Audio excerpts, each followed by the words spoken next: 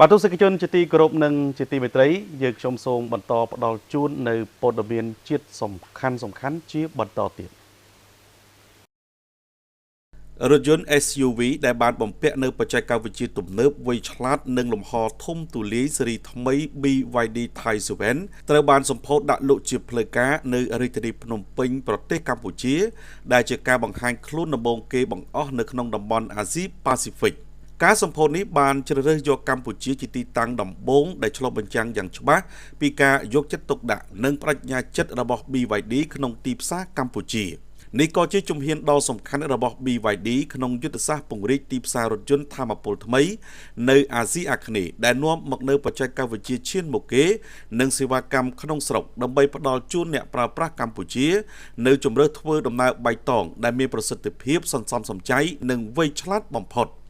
ក្នុងឱកាសនោះលោក Henry Yip នាយកប្រតិបត្តិផ្នែកលក់រថយន្ត BYD ប្រចាំប្រទេសកម្ពុជានៃក្រុមហ៊ុន BYD Asia Pacific បានលើកឡើងថា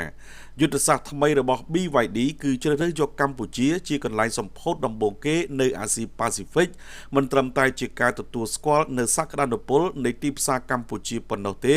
ប៉ុន្តែថែមទាំងជាវិធានការដ៏សំខាន់ក្នុងការរៀបចំផែនការទីផ្សារថាមពលថ្មីជាសកលរបស់ BYD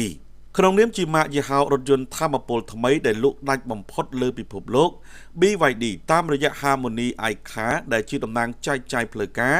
និងយកការសម្ពោធ Thai 7ជាចំណុចចាប់ផ្ដើមថ្មីស្របជាមួយរោងចក្រដំឡើងរបស់ BYD នៅក្នុងប្រទេសកម្ពុជាដើម្បីជំរុញយុទ្ធសាស្ត្រផលិតផលនៅកម្ពុជាប្រគល់ជូននៅកម្ពុជា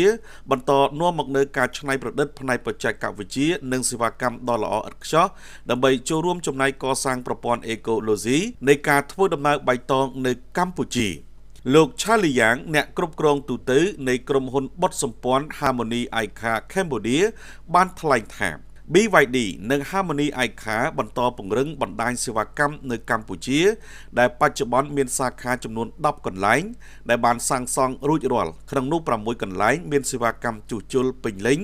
គ្របដណ្ដប់លើរាជធានីភ្នំពេញសៀមរាបនិងខេត្តព្រះសីហនុស្ថានីយ៍សេវាកម្មថ្មីនៅកោះនរានិងផ្លូវជាតិលេខ3នឹងចាប់ផ្ដើមដំណើរការនៅឆមាសទី1ឆ្នាំនេះបណ្ដាញសេវាកម្មក្រោយការលក់ក្នុងរាជធានីភ្នំពេញនឹងត្រូវពង្រីកឲ្យដល់5កន្លែងចំណែកឯមជ្ឈមណ្ឌលលក់និងសេវាកម្មក្រោយការលក់នៅខេត្តសៀមរាបបានចាប់ផ្ដើមដំណើរការហើយមជ្ឈមណ្ឌលលក់និងសេវាកម្មនៅខេត្តព្រះសីហនុនឹងបើកសម្ពោធក្នុងពេលឆាប់ៗនេះ